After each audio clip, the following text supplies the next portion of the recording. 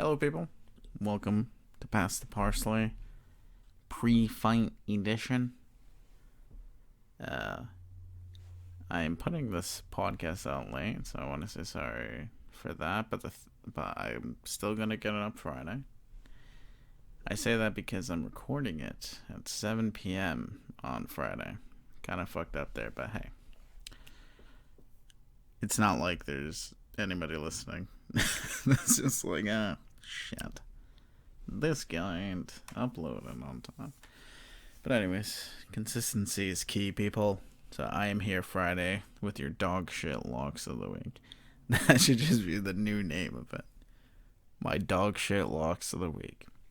I am just going to give you my 3 locks, and then I will give you my reasoning behind each lock, right? So my 3 locks in order from worst to best, right, is the fight will end on points, right? We have that one plus 100, right? Didn't even say what that fight's for. I'm really fucking this up, but, I'm just gonna power through here, right? Just gonna power through here. Okay, so fight will end on points plus 100 for Matheus. I'm not even sure if it's Matheus versus my boy Manel Kape. Right? Kape is a great fighter. You know what? I need to not go into this. Okay, so we have that one, right? We have the Kape fight ends on points plus 100. That is my first lock. Second lock. Rani Yahya, great name, versus Ray Rodriguez, right? Over 1.5 rounds minus 142. Great odds, right? Next one. And this is my lock of the week. This is my lock of the locks. Belal Muhammad. Remember the fucking name, boy. Versus Leon. Don't call me Leone Edwards. Under 4.5 rounds plus 164. I really like those odds. Most of the time I don't bet unders. I like to bet overs, which is betting for the fight to essentially be more boring. But hey, I find that reasoning wise, critical thinking wise, statistics wise, it's easier to bet the over than it is to bet the under. And I find that betting the over is the easiest to guess out of any prop in combat sports. So most of the time I go with that over. But Belal took this fight on short notice, which granted, he just fought. He came off of a full camp. So which I actually don't even know if he came off of like a full camp, but he just fought, so I would assume that he had a camp before that. I forgot if he took that on short notice too. I want to say he didn't, but yeah. So, but he steps in here. I want to say on 2 weeks' notice, yeah, like that is just. I find that's where they. I find that crazy that's where they set the line is at 4.5 rounds. It's like, what? I mean, granted, I could see why. Because they're both very skilled. And they both have the styles to cancel each other out. But Belal is taking this fight on short notice, and it's a 5-round fight, which Belal, I don't think he's fought a 5-round fight in his career, right? Because I know in the UFC he hasn't. But how about outside of the UFC? Just looking real quick through his record. Okay, so he fought into the 4th round once. And that was his 5th pro fight, and he won in the 4th round. And that was for Titan FC. I actually don't know if that was his 5th pro fight. This is just his 5th fight. That's that's listed, I should say. But yeah, because I don't think he would be fighting Steve Carl for the title like after his 5th fight. But okay, so he's never been to the 5th round, and he's taking this fight on short notice. So that alone just makes me feel like Belal, I feel like, is going to have a hard time here, right? I feel what we've been learning,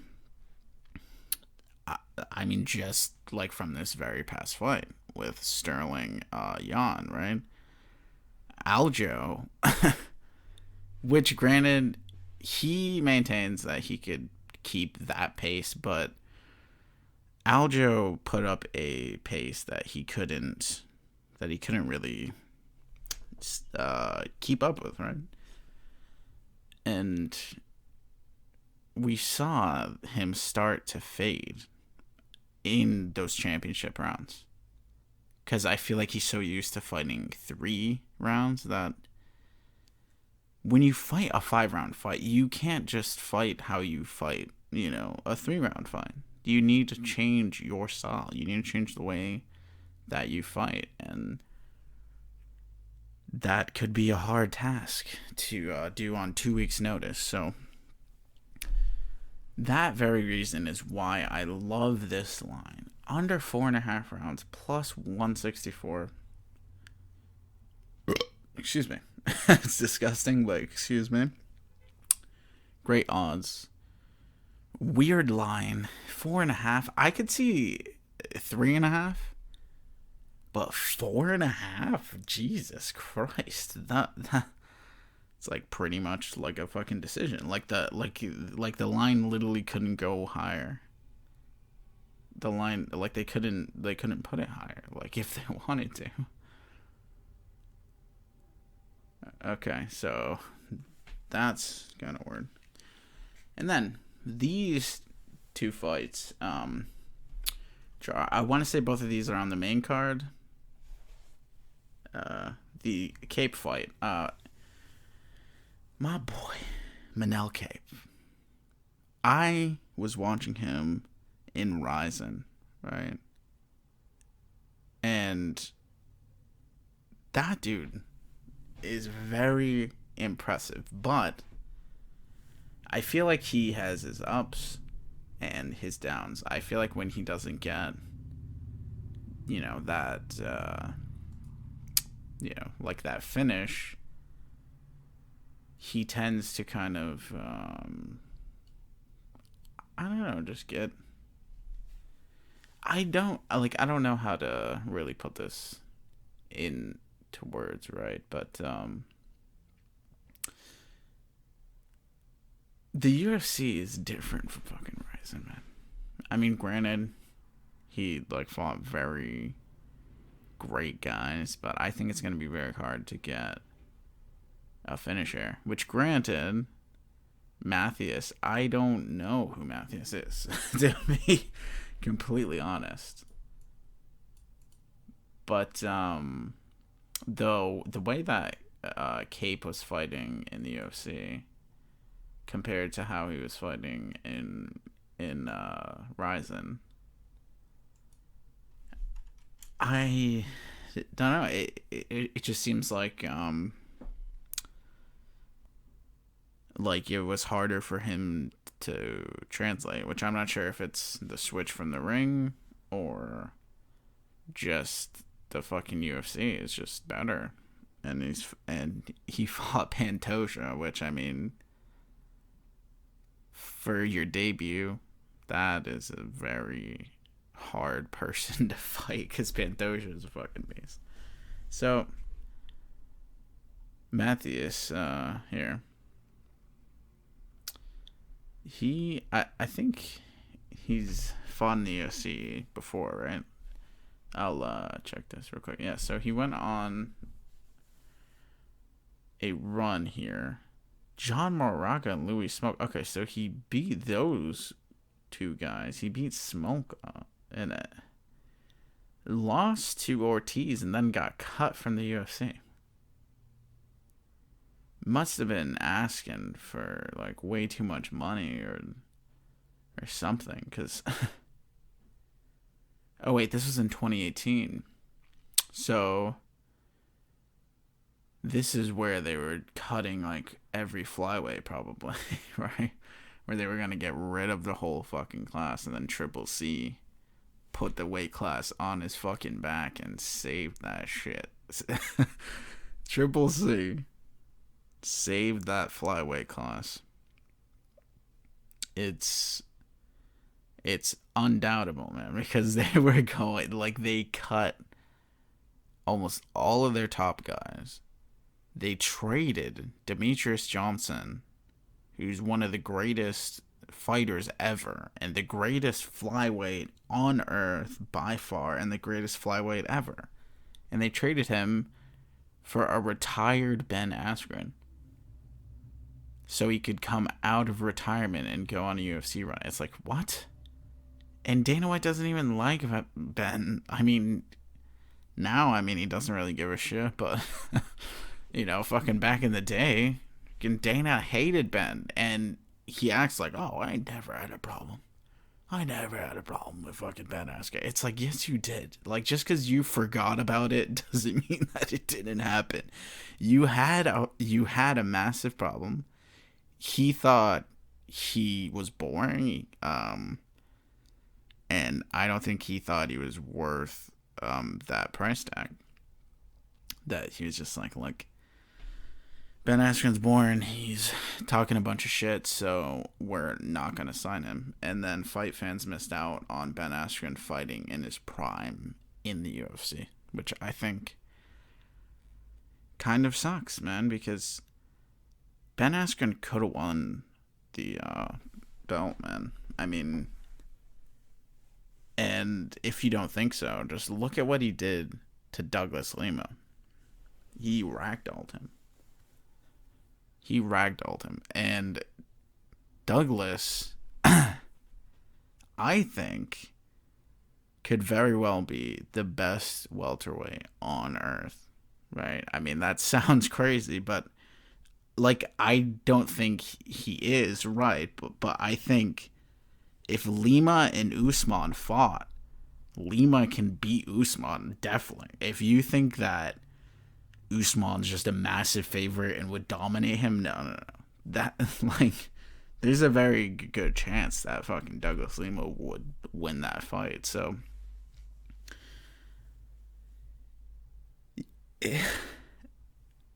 it kind of sucks, man. Just kind of sucks, because Ben really got fucked and like that whole process. This is just a rant from like the flyweight shit, but it just got us spiraling out here. But Ben really got the short end of the stick there, because they made that trade. Ben Askren was, he wasn't the same fighter, right?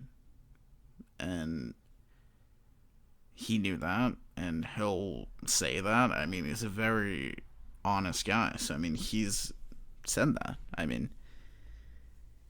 He came into the UFC like a compromised fighter. He has back problems, he has knee problems. He was just towards the tail end. The man stopped fighting. He was fucking done. And then he tries to go on this run. Robbie Lawler just almost tore Ben Askren's fucking head off. And then because of a bad stoppage, Ben got robbed of that first win. Which he didn't. He won, right? But everyone was talking shit, as if Ben didn't win that fight. It's like, listen, the referee stopped that, a second early or 2 seconds, too soon, but Robbie Lawler was going out. Undoubtedly, Ben Askren was going to continue to hold on, and Robbie Lawler was going to go to sleep. 100%. So, there's a lot of people that try to act like, oh, that win was no, real or like something, but you know, that couldn't be further from the actual truth. I mean, like, just because you get your ass beat in like the fight and you come back and win it, that doesn't mean that you lost there. Right? It doesn't mean that, like, because like the ref made some shitty call. Yeah, like it's.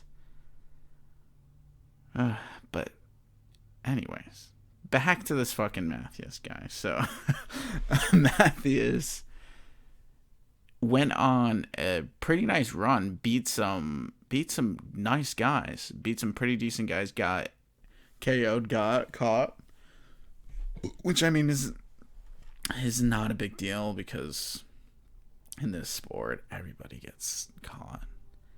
Like, it's so rare that that you fight, like for a decade and never get finished. Or never get KO'd, never get stopped. I mean, it's a very hard thing. But anyways, reason why I picked this fight to end on points is because he fought Smolka and he fought John Moraga, who is a title challenger. Beat them both. Went to a decision both times. Granted, he got caught in his next fight, which was stopped in the first round, so this doesn't support my thesis. But then he went to a decision with Felipe Efren. Like, who is Felipe Efren? Like, I don't really know who that is. That has to be some up and comer. 13-6. Oh, I think he's like a jobber. Yeah, this dude's just a jobber for Brave CF. So, it went to a decision with that feller. And Kape has had one UFC fight. And it went to a decision, right? And then, let's see. So, Takea, he KO'd him in the second round. And then Kai, he KO'd him in the second round. But then Olka. I mean, like, Olka went 3 rounds with this guy. That's why. And beat him. Oh, yeah. Fucking Olka's. Yeah. I feel like when Kape fights anybody. I feel when Kape fights anybody that's competent, that's ranked in the top 20, he tends to struggle, right? I feel like he has back and forth fights, and these fights get kind of dragged out. And that's why I like this fight to end on points. Plus 100. So those are my 2 locks. And then my third one was Rani Yahya, which is a great name. Great name. Versus Ray Rodriguez. Over 1.5 rounds. Minus 142. Those are okay odds. If you bet $50, you would win like 35 or something. But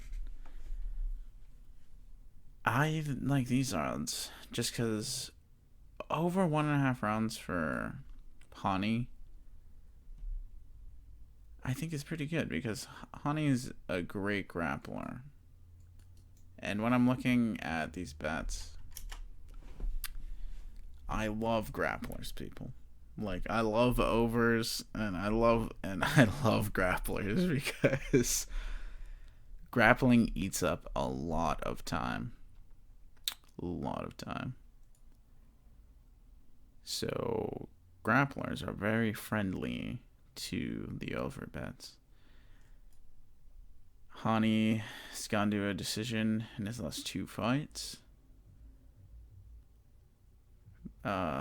Before that, it was a submission. Okay, so his his 3 out of his last 4 fights have gone into the 3rd round.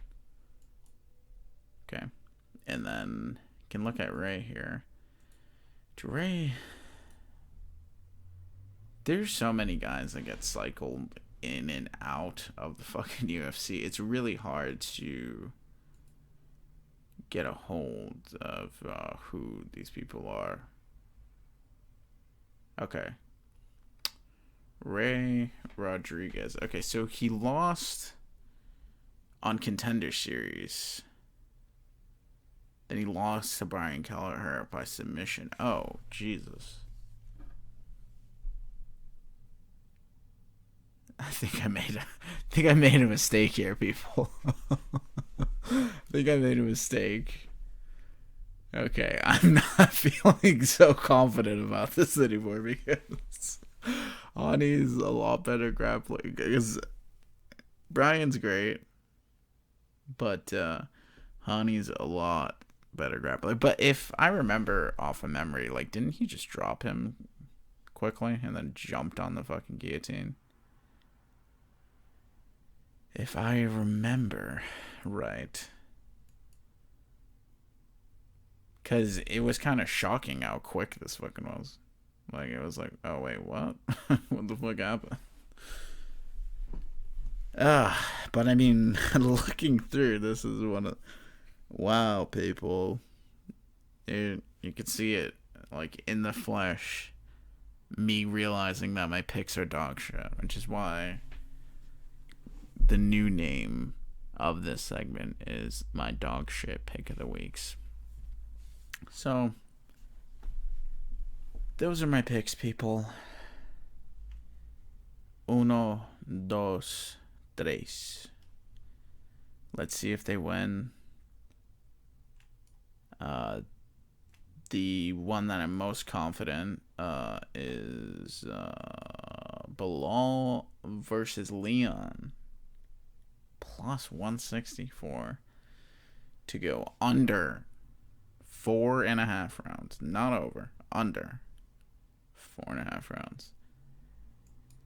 Okay, so I should probably talk about that fight. So Belal is stepping up on, I want to say, like 2 weeks' notice after getting a big win on, like, what was that card, like 2 weeks ago? Like he just fought. He just fought, got a big win. Yeah. So, yeah. So, when he fights tomorrow, it'll be exactly one month. He fought February 13th. So, holy shit, yeah. So, most of the time, that's a good thing. When guys don't take much time off and just go right back into it. But what I don't like is that this is his first 5-round fight. And most of the time, guys don't do well in their first 5-round fights. Right? Because it's just a new experience. But I actually lied there because it's not his first one. Steve Carl, he went in to the first round, as I said previously. So it's not his first time, but it's the first time in the UFC. The first time, versus, which, granted, Steve Carl is pretty good.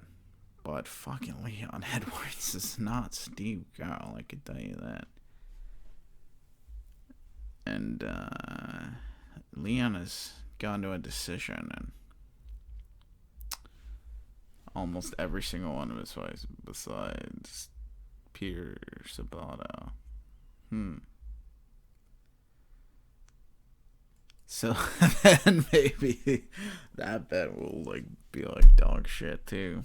But yeah, watch every single one of these fail. But it doesn't matter, people. I mean, if every single one of them fails, That's good. Just start fading me. Alright. Alright. You know what? I feel like I don't need to break down this fucking fight. I mean, it's fucking gonna be a great fight, people.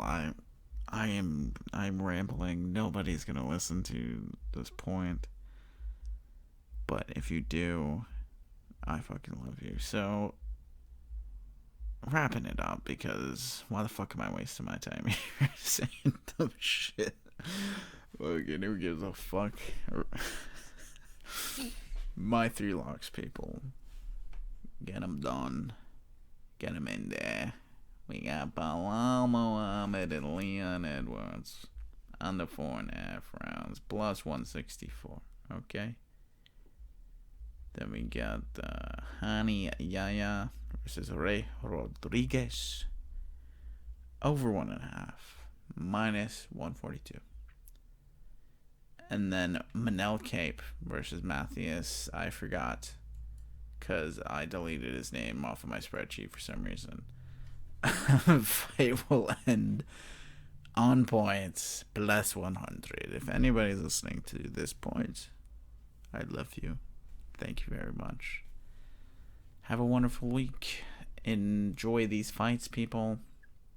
I will be making another podcast on Monday, and hopefully I'll get that out sooner, and I won't, get sidetracked and actually put it out on like midnight Sunday. But we'll see.